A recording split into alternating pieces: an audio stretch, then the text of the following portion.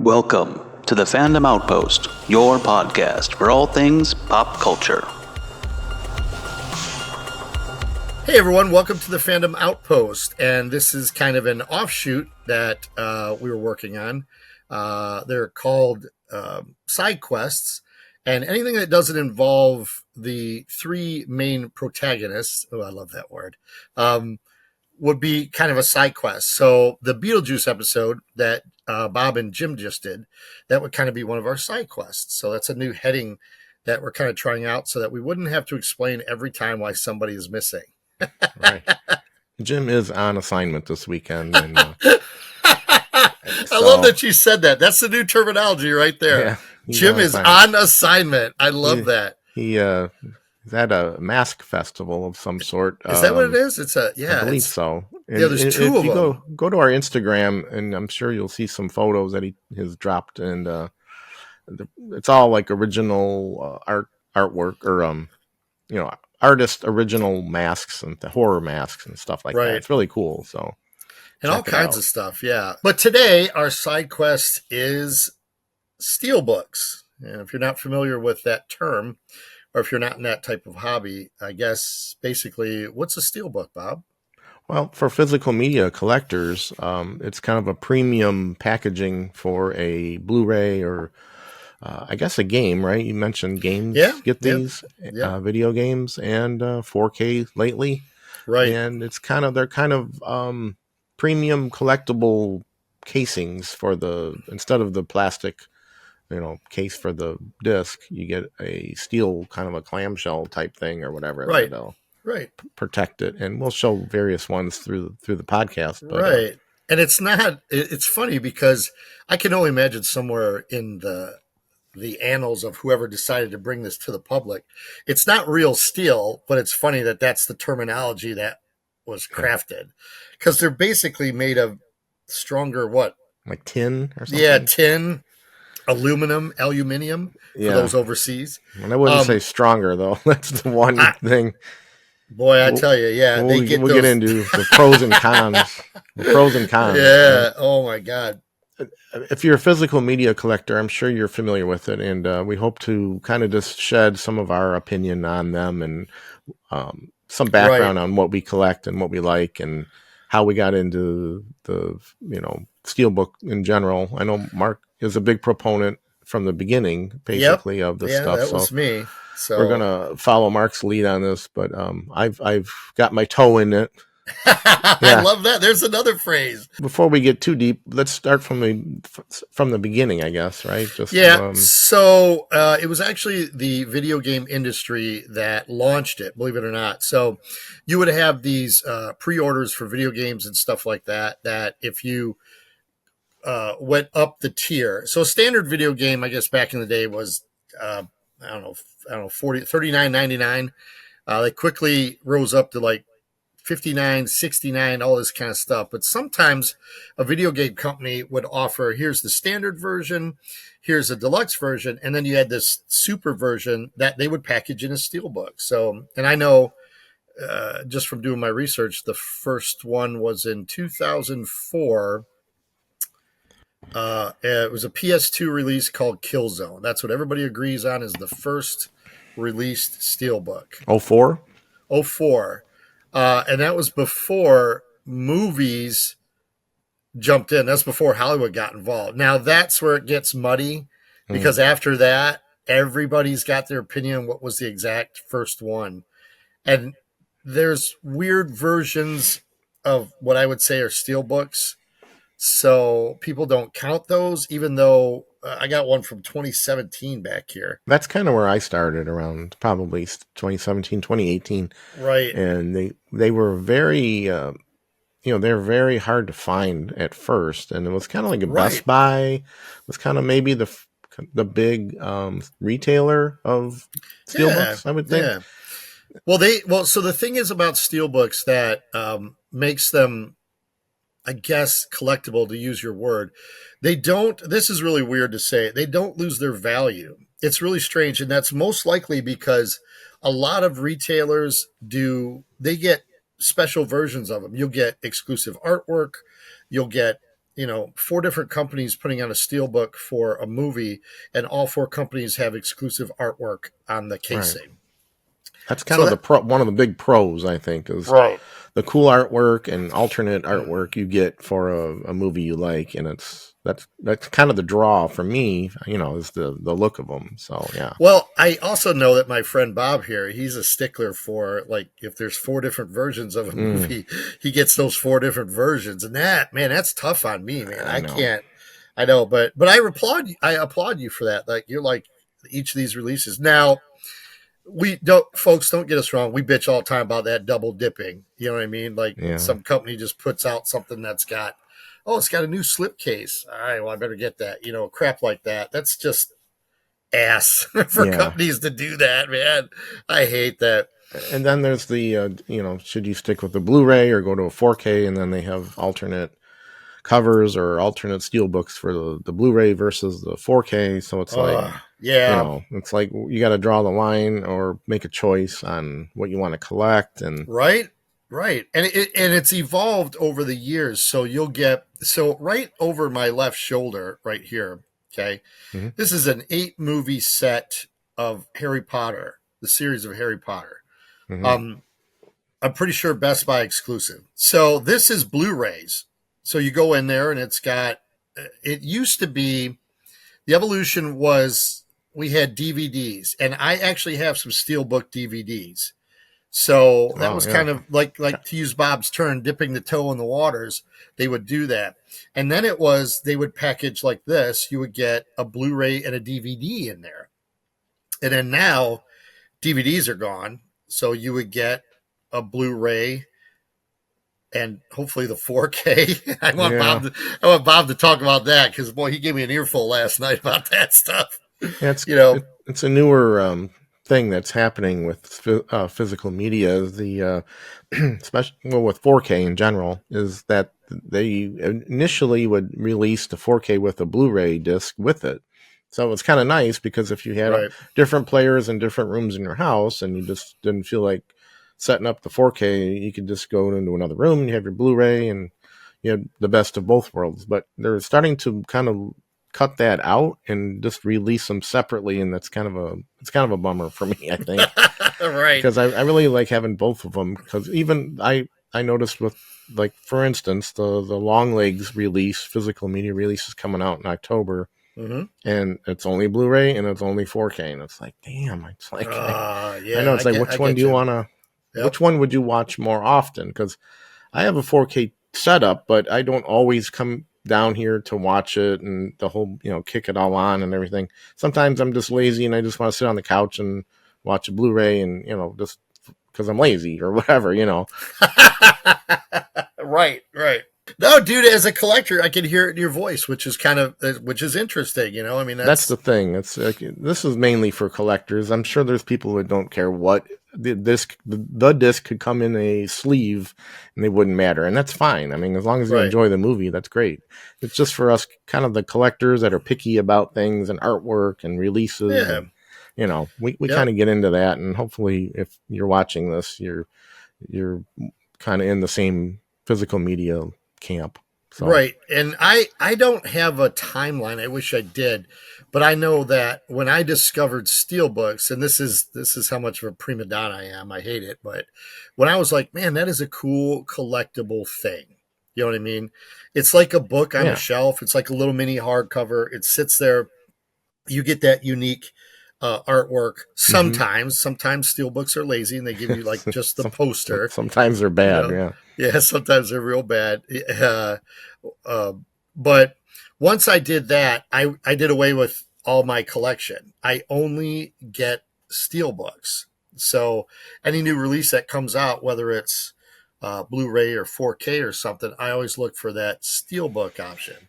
That may lead us to another part of our discussion. Go ahead. The entry point of how to get them nowadays. Oh my God. Yeah. That's a whole nother part B of this podcast, is the retail end of it. Once Best Buy went down the tubes with their physical media department, and removing that department from their stores, which was a real bummer, because it was always fun to see, just walk in and maybe catch something on the shelf that you hadn't seen, or oh my Right. god, that's Right. out there, I'm going to grab it.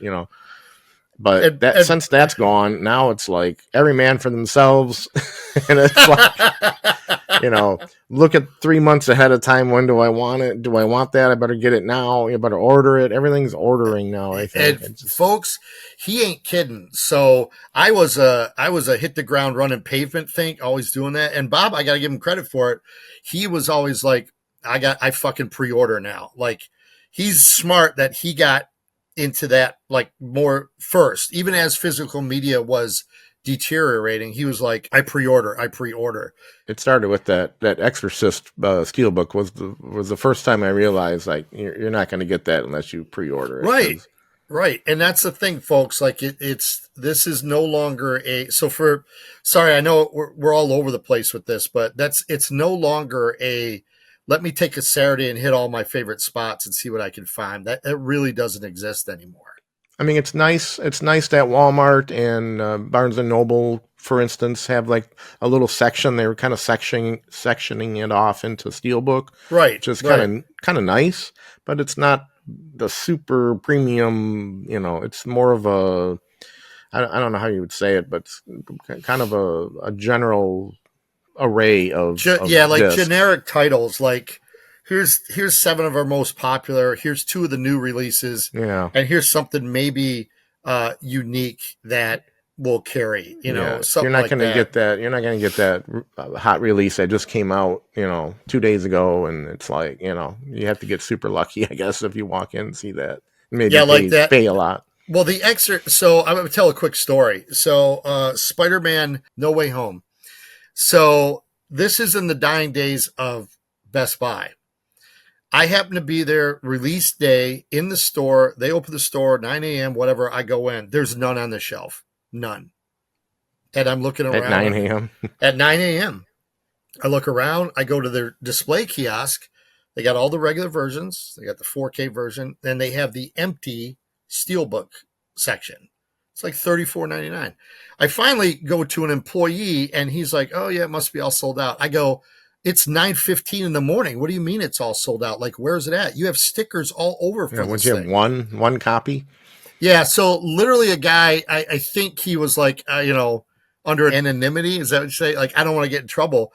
They pulled everything for like people who went to pre-order it online. Oh. They didn't have enough copies. So that's kind of bogus. It never hit the shelf. And like I said, folks, this was in the dying days of the Best Buy stuff. So it was kind of a weird transition period. But that kind of gave me that wake-up call where I was like, okay, maybe I can't just pop into a store and find stuff anymore. You know what I mean?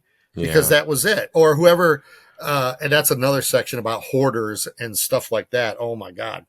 Yeah. But Best Buy, staying with Best Buy really quick, it was always Best Buy exclusive Steelbook. They usually had the market cornered on that.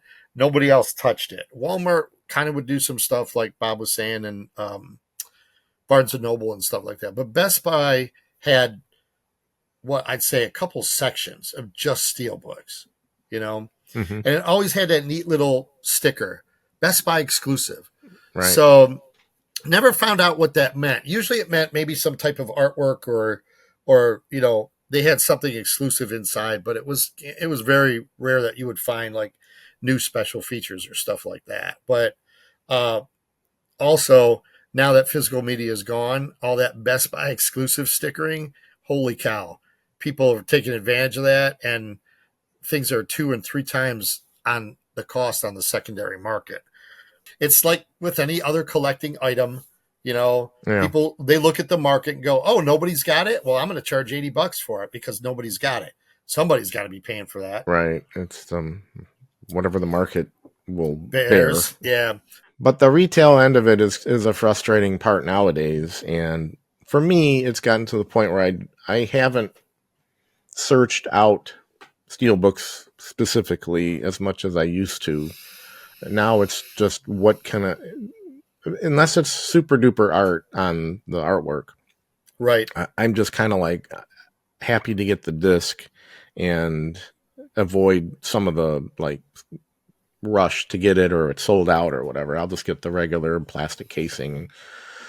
I know the Terminator is coming out in November, I believe, and there's a Steelbook for that, and there's a good luck. Good luck. Already sold out. That one's gone, right? Yeah, I know. I just pre-ordered the plastic case one because I'm like, I just want the movie. Even though we'll cross our fingers and hopefully Cameron. Hopefully that looks okay. Yeah, folks, please see a previous episode about that stuff. Yeah. So he's been in the news a bit talking about people in their basement. Why are they bitching about what it looks like and shit? It's like, yeesh. I know. It's like, oh, sorry, Jim. We're trying to do a podcast on you and stuff. Touchy subject. Yeah. Well, to get into Steelbooks, it is a niche market. It's not cheap. A brand new Steelbook can run from anywhere from $34.99 on up. And if you talk about the Bob mentions boutique labels, they'll drop Steelbooks and they can be as high as a couple $100, so that's rough. I don't go that way, but that's some really nice stuff. And then there's stuff that is normal and it comes out and you're like, why did they do that? And as you can see over my right hand shoulder, this is the infamous.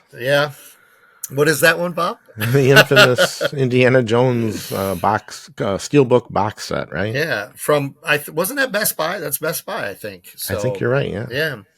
And it's weird because instead of giving the fans, first of all, the artwork for the original posters and packaging for Raiders of the Lost Ark, Steelbooks alone that were released years ago, is really cool. Everybody thought that they were getting that. Instead, we get this, which is all really plain, simple, single color line drawing artwork. As you can see, the silhouette of minimal, very minimal. Very minimal. And that set's not cheap. That set was $70 or whatever when it came out or something like that. You know what I mean?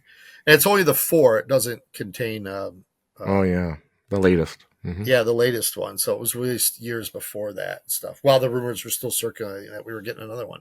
But when you get stuff like that, and that's the only way to get it, you are forced with... that's a monetary thing. Do I get that or do I go search out, the regular stuff? At the time, you didn't know what they were going to put out. Since that release, they put out Steelbooks of the original artwork and a standard plastic case release of the original art. So it's like, oh well, if I would have known that, I would have had a lot more options to choose from. So Bob and I discussed that a lot, folks. About the what do you think's going to happen? What do you think about this? Hold off. Yeah, that is a tough one. So I did that with Megan. I'm a fan of that movie. It's just fun. It's exactly what I knew I was getting into to pay for. And then they did this weird release. Here's your Blu-ray. And I'm like, no 4K, huh? Nowhere to be found. And then I had to do some research for months. And it's and they never talked about it. Then suddenly, I think this is just speculation, folks. After all the Blu-ray sales would go through, then they're like, oh, yeah, we're going to release it on 4K. And then in between that somewhere, they released the Steelbook. So that was a crazy timeline for that movie. That slipped by. So I'm like, and to this day, I didn't look it up because I'm just so frustrated. I don't know what's in the Steelbook. I don't know whether it's a Blu-ray release or if it's a 4K.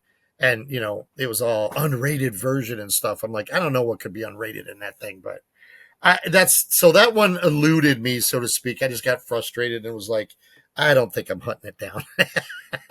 It takes some effort. And I wonder how much that turns people off to physical media collecting. It's kind of a shame because it is fun to have a physical disc of your favorite movies and, not have to. We talked about if you get the internet outage in your area or something, and it's nice to have your physical copy to pop in your disc player and watch it. It's nice to have it as a because a lot of us stream. We all stream. We're not going to deny that we stream. Nope. Right.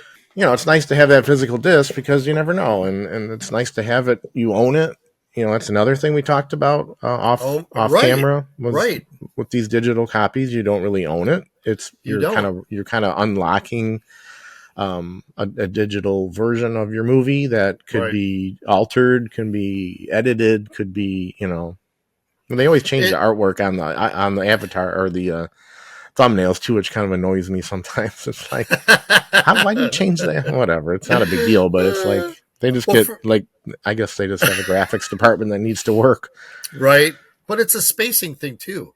Like I can understand. Yeah. Eventually you're going to run out of space.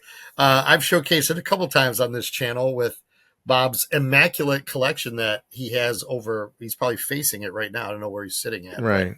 He's got one of those nice double wall units and it looks great, but that's a lot. Holy cow, that's a lot. Hopefully he'll post a photo of it for you guys to see versus my one little shelf of Steelbooks. You know what I mean? But that's all I get. I'm that category where I sacrifice that. If I'm missing it, I'm missing it because I'm a Steelbook collector. I don't just get Blu-rays or 4Ks or stuff like that. Right.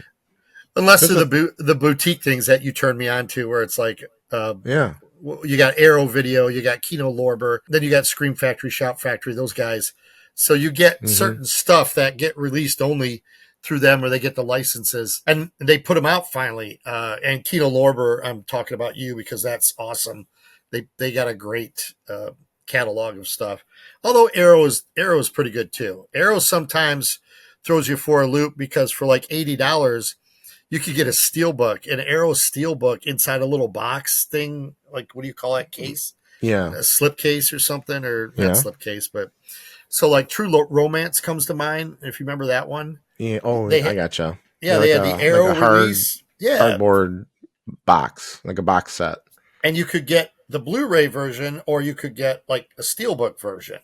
I forgot about that. Yeah. Some companies, that's the exclusivity of that. It was the only way you could get that. I love that movie and I didn't get it. I missed out on it. Back to collecting though, like you say, space. We talked about this before in one of our collection updates or collection podcasts earlier about curating your collection. And like you say, there's only so much space you have. So sometimes when you get something new that you really want, sometimes you got to think about it as, well, something's got to go. And there's maybe lesser on your list titles that you may have wanted at the time and may not now. And maybe you can sell it. We can either sell it online or sell it to a used retailer, like a record shop or a disc replay or something like that. And, make a few bucks or get some credit and for something else. But it is a smart idea to kind of curate your collection as you go along and add and maybe subtract. So you're not just getting piles and piles, taking over your space. Yeah. Right. Another point I wanted to make about, that I noticed with Steelbooks is, like you mentioned, the Lawrence of Arabia, and I'm not sure if that one had it, but I think what they're doing now is when they have a re-release of a Steelbook, they put the little information, second release or whatever on the where you open it, like it's written on there. On the spine? Yeah, on the other spine, not the outer spine, but where the opening is.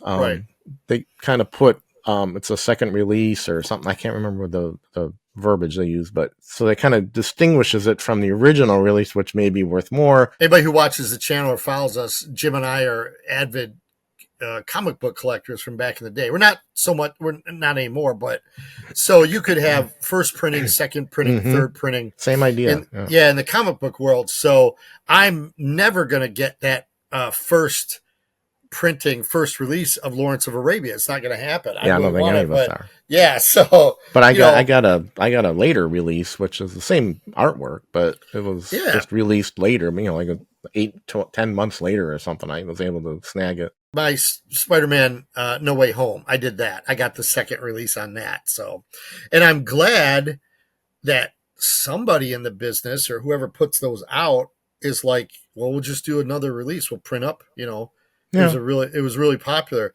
I don't think you're ever going to see that on older titles. It's only going to be newer stuff that probably, and me telling that story about Best Buy and the sellout probably prompted a lot of backlash so that they would have to print that second release, of that Spider-Man because people, they really want it. Same artwork, like Bob says, there's nothing different. You don't get a new disc or anything, with the second one. The crazy part would be if second releases or something started coming with different artwork. Then we're in trouble. Like Yeah. that's going to be Because you may enjoy the original art and you want that and you missed out on it. And if you Yep. get a second release, I mean, I'm sure you are too. We're to the level like I just want the artwork. You know what I mean? It's like I'm not into the what release it is or what printing it is. I don't think we go that deep, but I mean, we do enjoy collecting stuff. for my wife's birthday one year. So there's a company called Mondo, Hmm. and they make exclusive records and movies and stuff like that. Artwork. Sorry, they're not a company. So I got a Mondo Steelbook of the Little Mermaid. If you can find a picture of it, Bob, but it's really pretty cool looking. Oh yeah, I don't know. So, and Mondo's always identified by this right here. Is that on the tin or is that like on the tin? No, it's on the tin. But I use this as an example because of how I'm telling this story as far as collecting goes. So, I know what you're getting at. No, so it's not. It's on this. Oh yeah, I was just I wanted to bring that up too. Yeah. Well, yeah, we could talk about that. But I got that from my wife because huge fan of The Little Mermaid. And I mean, who doesn't love The Little Mermaid? But I thought, man, that artwork is awesome. So I got it. But I got it from if you could tell right here, folks, if you see these two things. Oh yeah. Okay. So it's European release. It's a company called Zavi, which I discovered early on. They were really at the front. Yeah, you were exclusive an early adopter. Steelbooks. Yeah, dude, they were. I go to them, but you know what? I heard a couple things from them, and they don't play around. They're like, "Oh, okay, cool. Here's the price. You're all done. We get it shipped to you. It arrives a week later." Like they're a well-oiled machine. And there are some that are not. Don't get me wrong, folks, but there are some that are not. But before we get into what I know Bob wants to talk about that, I'll give you another example really quick. So there's this guy right here, and you can see this. Okay, so I was looking at Zavi and Across the Seas, and it was a Salem's Lot Steelbook. Well, that had never been released in the United States. Never. I couldn't find anything on it, nothing. So I didn't waste any time. We all know that it's one of my favorite movies. I got it. And then 6 months later, it showed up in the U.S. I don't know why it was kept a secret or what. Like I couldn't, I was like, oh, great. So I never did get the U.S. release. It's the exact same thing. But sometimes when you're digging around like that, if you're interested in steelbooks, step outside your comfort zone. Look at overseas, look at some of the other stuff, look at the boutiques. They might have something that's released like that you don't have here in the United States. So, but what do you say? Well, I use for finding releases. I kind of use Blu-ray.com. I mentioned this before too, but that's a nice website that'll aggregate all the different releases and where they're coming from, and a lot of it's from Amazon, but they will list stuff that is from overseas or Australia or whatever. There's different companies those boutique places. The other thing you mentioned about the little slip thing, and that is a technique that I think is really cool. I know this came out during COVID, but the American Psycho. Yeah. Which was a really cool one because it did the slip thing where it's like he slips down, the little thing comes off of his face. But I made the mistake of having it on my desk, and then I kind of chipped it right there. I was like so mad because I set other discs on top of it. Right. And that leads me to the con of collecting. The con of collecting steelbooks is they're so freaking fragile. Yeah, why is that? That's so I don't know. Weird, man. You could sneeze and the thing gets dented. It's so annoying. That's so weird. You're a collector, you're usually pretty picky about condition. And these are condition sensitive. And and getting them shipped to you is like you got to cross your fingers. Yeah, because if you see that little foam container from Amazon that it's a little sleeve and it's on your porch, I'm just like crossing my fingers opening going, I hope they just didn't chuck it on my porch. And Oh, you know that somebody just frisbeed that bad boy up there and stuff. yeah, So and then because I got one that had a dent in the corner, and it's like, damn it, I know. And what are you gonna do? And there may be people that are like, I don't care about a dent or whatever, and that's cool. It's just your level of stuff. But at the price you're probably paying for this, and then maybe you get free shipping, you get lucky, but at the price you're paying, you want them as pristine as possible. If you're going to dent it, then you want it yourself to be the guy that dents it, not in shipping. Right. Like I have Prime and I get the free shipping, but I'm almost to the point where it's like, can I check a box for like $2 or $3 extra and put it in a box with some foam or whatever? Right. Like premium packaging as you're shipping, because there's these little thin mailer things are just not cutting it for something that's condition sensitive. And once you get them, and I've recommended this to you too, are these little slip things. This is one of my favorites of the Marvel was the Age of Ultron. I love this. It's one of my favorite ones. But these little, where you open it and you can slide it out of here. Yep. Yeah, I love these, and I get them off a seller on eBay, and you buy like 25 of them or whatever for $12 or whatever it is. They're a couple bucks each or $1 each or whatever. I love these because it takes some worry off having them on the shelf and getting bumped with other things or whatever. They seem to be a really nice thing, and I would recommend that for anybody. Oh yeah, 5 stars out of 5 stars. Yeah, you turned me on to that. The only drawback I had, folks, is I had a 15 plus year collection. I got to catch up. So like I bought quite a bit of those clamshells or protectors, and I'm almost caught up. I just got my recent batch in, so they're sitting on top of them. Yeah, so after this batch, I'll be caught up, and everything will be in a protective case and stuff. So it comes full circle. It's like you spend premium dollar to get the premium product. You want to protect it, and it's just because we're collectors. It's not for any other reason. I mean, we still enjoy the movie that's inside of it, but we do like packaging. We like artwork. We're into that, graphics and art and things. It sells me on a lot of items, even with NECA figures or whatever. Right. If it's a cool box or something that kind of attracts me to it. Well, Bob brings up a good point. I wanted to bring up one of mine. I don't have it. It's, believe it or not, I apologize, folks. It's still sealed. I don't have it opened yet because I haven't watched it. But like I got, when he was talking about the American Psycho one, there's the Reservoir Dogs. Yeah, that's a good one. So it's got the cover on it like that. When you pull it off, you can see the guys right here in the banded part, but it highlights. Rough. Yeah, it highlights like ultimately the most famous scene from that movie. But when you take it off, it gives you just the artwork. You know what I mean? So that there are some designers who are releasing those on Steelbook that take great liberty to give you something very unique. So this is another one I got. This is Hell or High Water. That's a good this one. This is Jeff Bridges, and that's his sunglasses, and it's reflective of the other two protagonists in there. When you take it off, it's got just the plain artwork underneath, and that to me, that's super cool.